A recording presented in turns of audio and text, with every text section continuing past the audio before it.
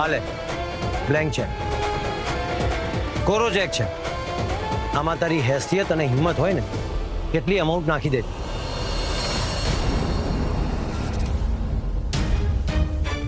આ બધું તમે શું બોલી રહ્યા છો? પૂછો ને આને કે ગઈકાલ રાતે આ ઘર બચાવવા આ બંને બુનો ચો જઈ હતી. એ રાણા, તારી લિમિટમાં બોલજે, નહીં તાર મુક્કા મારીને તારું મોઢું તોડી નાખીશ. મહારાજ, આ શું બોલી રહ્યો છે? ગઈકાલે રાત્રે તમારી બંને દીકરીઓ ઘરમાં નહોતી કે શું? હું એ જ કહી રહ્યો છું. આ જે સ્વાતિ માટે તમે આટલા બધા આગળ આવી રહ્યા છો ને એ લોકોની જોડે ઊભા રહેવામાં કોઈ મજા નહીં.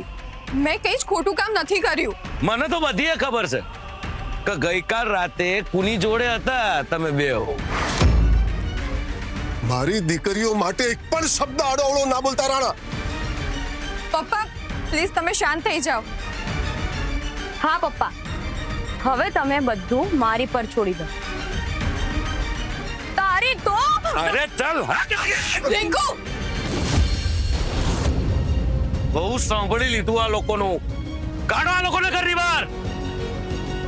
ए चल निकल, चल घरनी बाहर निकल, चल. પપ્પા શાંતિ છોડ. પપ્પાને છોડ. જલ્દી કાઢ અહીંથી.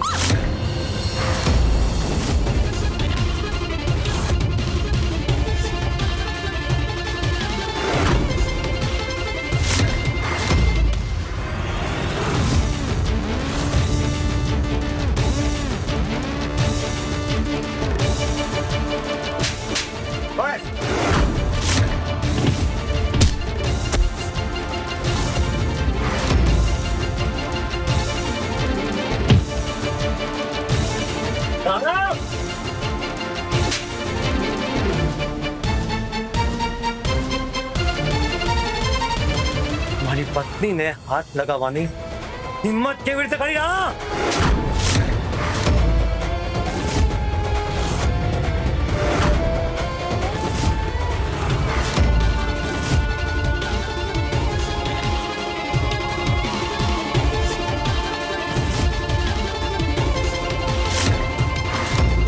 મારી પત્ની પર હાથ ઉપાડવાનો પ્રયત્ન કરીને તે બહુ મોટી ભૂલ કરી છે રાણા. ઓહો બડો. તું સાંભળ,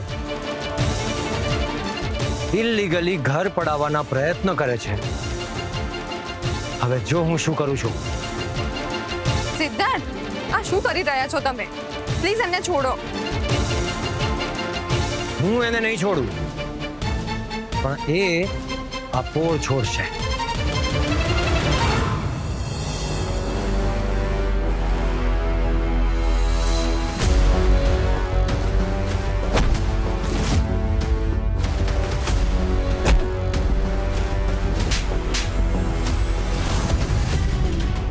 સ્વાતિ પાટીદારની માફી માંગ, નહીં તો તારા બે હાથ ક્યારેય ન જોડવા જેવા રહેશે ન માંગવા જેવા રહેશે. માંગ માફી. ભૂલ થઈ ગઈ મારી, મને માફ કરી દેજો.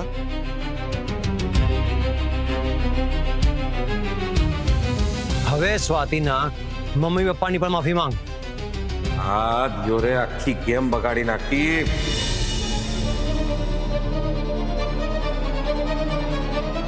હે,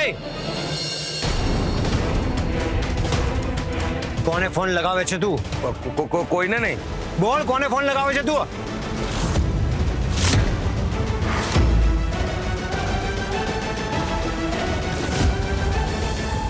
કોના માણસો છો તમે લોકો? માફ કરી દો. કોણે કરી છે આ બધું? સાહેબ, પાર્ટી જોઈએ છે. ના સાહેબ. બસ એટલે જ કહેવાય છે કે પાપ ન કરવું જોઈએ, કેમ કે પાપ કોઈના બાપને પણ નથી છોડતો. કહેવા શું માંગે છે? એ જ કે જ્યારે મારી ભૂલ થઈ હતી ને ત્યારે તમે લોકોએ મને મારી ભૂલ કરતાં પણ વધારે સજા આપી હતી ને, એટલે આજે એ જ કર્મનું ફળ ભગવાન રાહુલને આપી રહ્યા છે. અરે રે રે, રાહુલને તો મારીને અધમું કરી દીધો છે. બસ હવે તારું મોઢું બંધ કર. મારા ન બોલવાથી એને માર ઓછો નહીં પડે. Excuse me. બોલો મેડમ.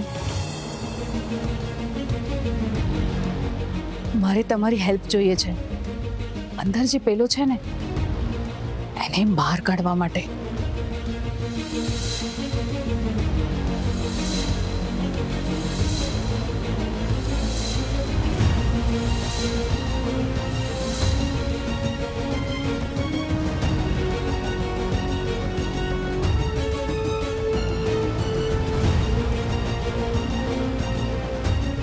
થઈ જશે મેડમ. Thank you. માત્ર એકવાર મારો રાહુલ અહીંથી બહાર નીકળી જાય એના પછી આ સ્વાતિ અને સિદ્ધાર્થને હું જોઈ લઈશ. બોલ, કોણે મોકલ્યો છે તને? સિદ્ધાર્થ પ્લીઝ. જુઓ, આમાં મારો કોઈ વોક નહીં. અચ્છા, તારો વાંક નથી. અહીંયા આવીને દાદાગીરી કરે છે, ધાક ધમકી આપે છે, ઘરમાં ઘૂસીને તોડફોડ કરે છે અને કહે છે કે મારો કોઈ વાંક નથી. બોલ, તે કેમ કર્યું આ બધું? એક મિનિટ.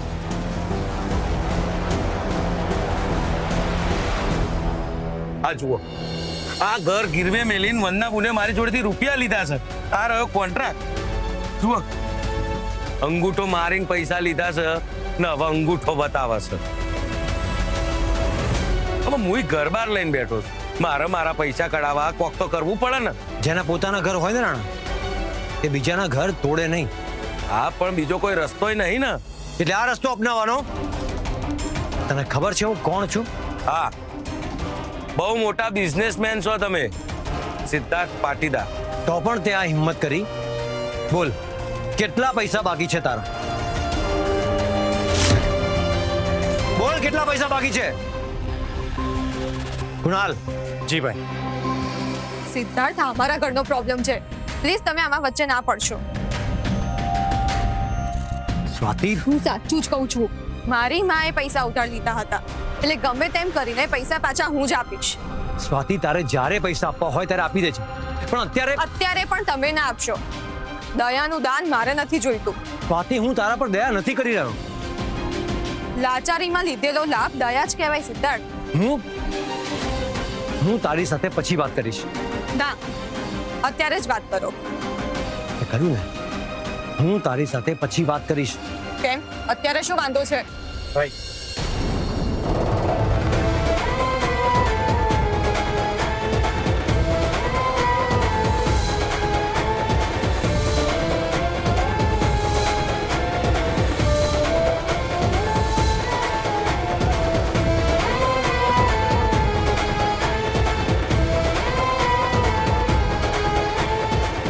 હાલે, બ્લેન્ક છે, કોરો ચેક છે. આમાં તારી હેસિયત અને હિંમત હોય ને કેટલી અમાઉન્ટ નાખી દે.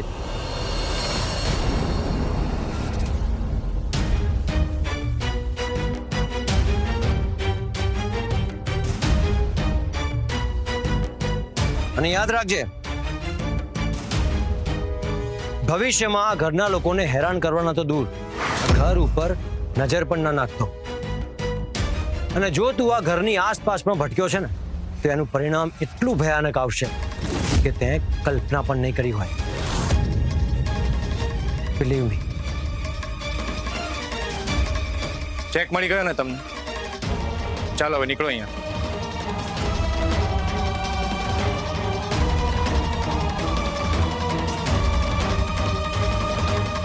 વંદના બોન, પૈસા લેવા આયા તારા તો ગાય બનીને આયા હતા, અને હાલતી વખતે સિંહ.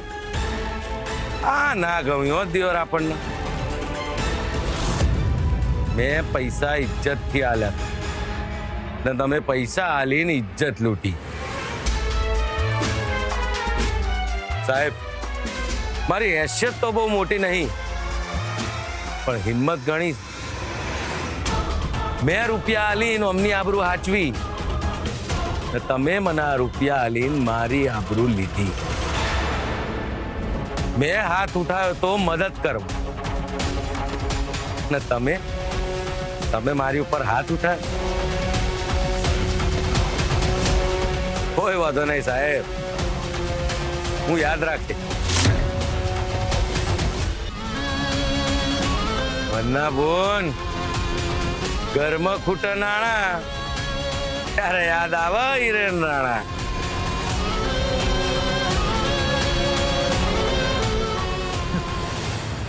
કઈ વાતની અકડ છે આ માણસને? ઈગો ગવાયો છે એટલે સત્ય સામે શબ્દોથી લડીને કહ્યો, મહારાજ સ્વાતિ બહુ જ નસીબદાર છે કે એને આવો સરસ પતિ મળે. બાકી આજના જમાનામાં સગા દીકરા પડકે નથી ઉભા રહેતા. અરે જમાઈની તો દૂરની વાત રહી.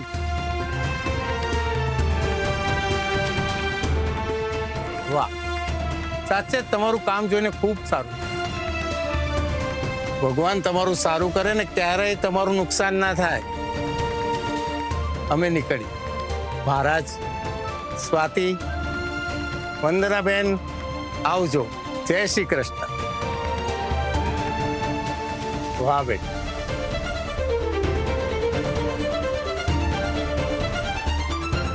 જય શ્રી કૃષ્ણ.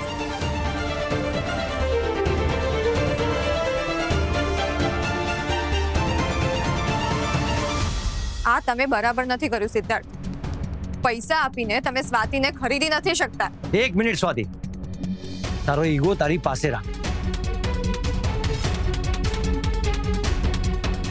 સ્વાતિ, મોટી મોટી ફેંકવાથી પેટ નથી ભરાતું.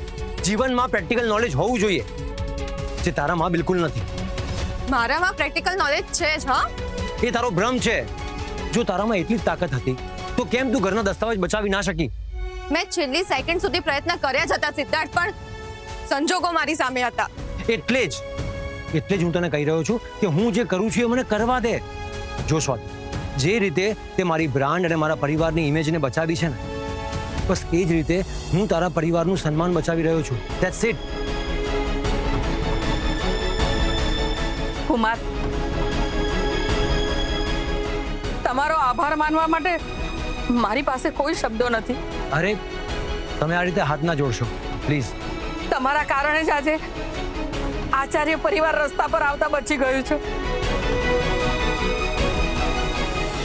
આ ઘર ફક્ત ઈંટોનું બનેલું મકાન નથી,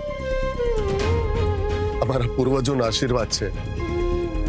તમારો આટલો મોટો ઉપકાર હું કયા ભાવે ચૂકવી શકીશ કુમાર?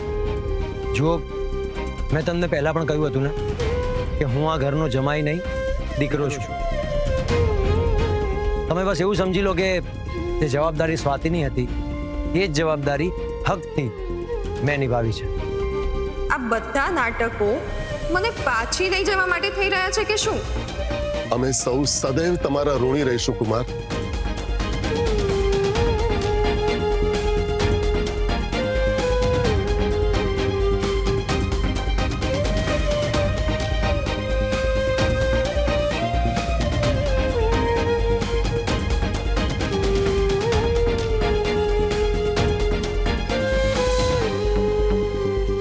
હવે તો તમે મને આખી જિંદગી સંભળાવશો ને કે તમે મારા પર બહુ મોટી દયા કરી છે. સ્વાતિ, મેં તારા પર કોઈ દયા નથી કરી કે ના હું તારા સેલ્ફ રિસ્પેક્ટને હર્ટ કરવા માંગુ છું. તો પછી આ લાખો રૂપિયા ચૂકવવાનો અર્થ શું છે સિદ્ધાર્થ? છેલ્લી ઘડીએ તે જે ક્રિએટિવ ડેકોરેશન કર્યું હતું ને, એનાથી મારું એક્ઝિબિશન સક્સેસ ગયું છે. અરે, મારી કંપનીની ગુડવિલ બચી ગઈ છે. બસ એના માટે જ મેં તને તારી ફીસ ચૂકવી છે. મને ખબર છે મારા કામનું વળતર આટલી મોટી રકમ હોય જ ના શકે. સ્વાતિ, તું તારી કળાને સસ્તી ગણતી હોઈશ, પણ આ સિદ્ધાર્થ પાટીદાર નહીં. મને તમારી કોઈ મહેરબાની કે દયાની ખરેખર જરૂર નથી. સ્વાતિ, હું તારા પર કોઈ દયા નથી કરી રહ્યો. તને શું લાગે છે તારા ઘરના દસ્તાવેજ હું તને એમને આપી દઈશ? ના, તું મને તારા ઘરના બધા પૈસા પાછા આપીશ ને ત્યારે જ આ દસ્તાવેજ તને લઈ જવા મળશે. મેં તો બસ તને પૈસાની વ્યવસ્થા કરવાનો થોડો સમય આપ્યો છે, અને જ્યાં સુધી તું મને પૈસા પાછા ના આપે ત્યાં સુધી તારે મારી વાત પ્રમાણે જ ચાલવું પડશે. એટલે એમ કે તારે મારી સાથે ઘરે આવવું પડશે. મને ખબર જ હતી સિદ્ધાર્થ કે આ બધું જ તમે મને ઘરે પાછી લઈ જવા માટે કરી રહ્યા છો. સ્વાતિ, હું શું કહું છું, હા બોલો ને. તમે બંને રાત્રે જમીને જાવ તો વધારે સારું લાગશે. શ્યોર, હું તો ના, એમને બહુ મોડું થાય છે એટલે એ લોકો હમણાં જ નીકળી જશે. ના, તમે જમવાની તૈયારી કરો. હું અને કુણાલ અત્યારે ક્યાંય નથી જવાના. સારું. ઇનફેક્ટ હું તો એ પણ વિચારી રહ્યો છું કે આજે રાત્રે હું અહીંયા જ રોકાઈ જાઉં.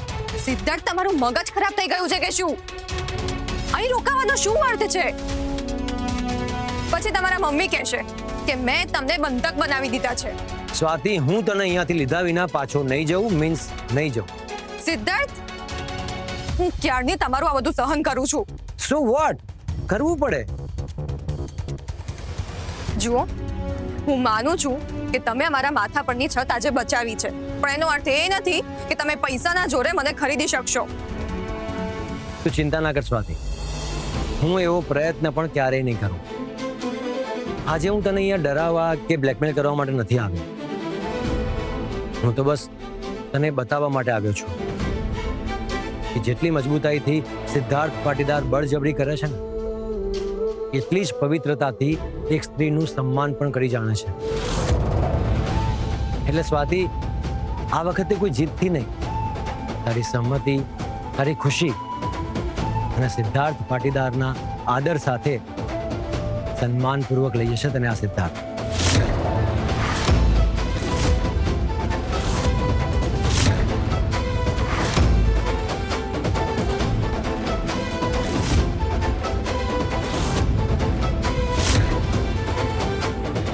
સાચે જ આ ગુનેગારોની આટલી હિંમત થઈ જ કેવી રીતે શકે? તમે ચિંતા નહીં કરો, કાયદો એનું કામ બરાબર કરશે. આ લોકોએ સિદ્ધાર્થ પાટીદારનું આટલું મોટું કરોડોનું નુકસાન કરવાનો પ્રયત્ન કર્યો છે. છેલ્લી ઘડીએ ઇવેન્ટ બગડી ગઈ હોત તો અમારી બ્રાન્ડ તો માર્કેટમાંથી સાફ થઈ ગઈ હોત. મને લાગે છે આ કોઈ પ્રોફેશનલ રાઇવલરી અથવા તો દુશ્મનીનો કેસ લાગે છે. મને પણ એવું લાગે છે કે આ અમારા બિઝનેસ રાઇવલ્સનું મોટું કાવતરું હશે. તમે ચિંતા નહીં કરો, અમે આ કેસના મૂળ સુધી પહોંચીને જ રહીશું. એક રિક્વેસ્ટ છે ઇન્સ્પેક્ટર, કે આ કાવતરા પાછળ જે પણ અસલી માસ્ટરમાઇન્ડ છે એની બરાબર તપાસ કરજો. ઇન્સ્પેક્ટર, આવી મોટી મોટી વાતો કરવાથી એ લોકો સુધરશે નહીં. જરૂર પડે તો આખો દંડો એમની પીઠ પર એવો તોડો કે એમની ચામડી ઉતરી જાય. એમને એવો માર મારો કે 2 અઠવાડિયા નહીં પણ 2 મહિના સુધી પથારીમાંથી ઊભા ના થઈ શકે. આ રૂપા મારા દીકરાને મારવા જ બેઠી છે. ઓ માય ગોડ, હે રૂપા, મને ચક્કર આવે છે. વેઇટ મેડમ, હું પાણી લાવું છું. હા, બેસ.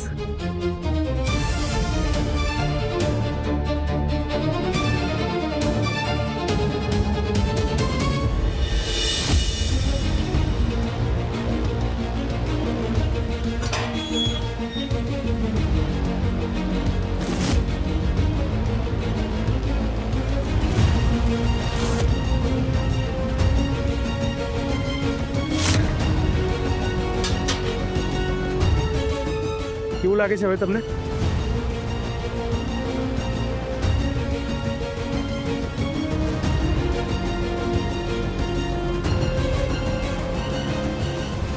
સાહેબ, એક ગુંડો ભાગી ગયો. વોટ? કેવી રીતે? હું પાણી પીવા ગયો હતો અને પાછો આવીને જોઉં છું તો લોકઅપનો દરવાજો ખુલ્લો હતો અને ગુંડો ભાગી ગયો.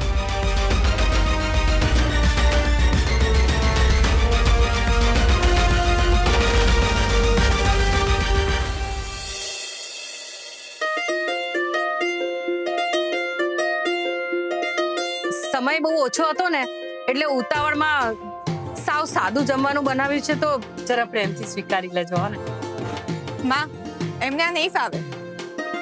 એમના ઘરે રોજ 5 સ્ટાર હોટલ જેવા 56 ભોગ બને છે. સ્વાતિ, અહીંયા જે બન્યું છે હું એ જ ખાઈ લઈશ.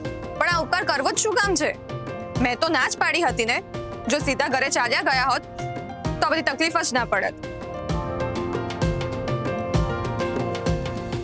અરે ઇટ્સ ઓકે આંટી. તું પણ મને માફ કરી દેજે. હા બેટા, જમવાનું સાવ સાદું છે ને એટલે. અરે જમવાનું હોય, એમાં સાદું શું? અને આ તો મારું ઓલ ટાઈમ ફેવરેટ છે.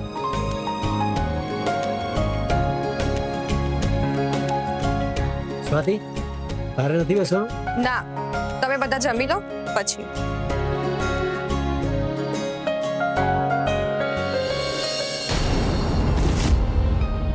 શું થયું કુમાર? કેમ આમ ઊભા થઈ ગયા? અમારાથી કોઈ ભૂલ થઈ કે શું? હું અત્યારે નહીં જમું. જોયું માં, મેં કહ્યું હતું ને, આવું સાદું જમવાનું એમના ગળે ઉતરશે જ નહીં. સ્વાતિ બેટા તું જરા શાંતિ રાખ. આટલા મોટા પાટીદાર પરિવારનો વારસદાર આપણા ગરીબ ઘરનું અન્ન કેવી રીતે સ્વીકારે? પણ તું છે ને માં, મારી દરેક વાતને હવામાં જોડાવી દે છે.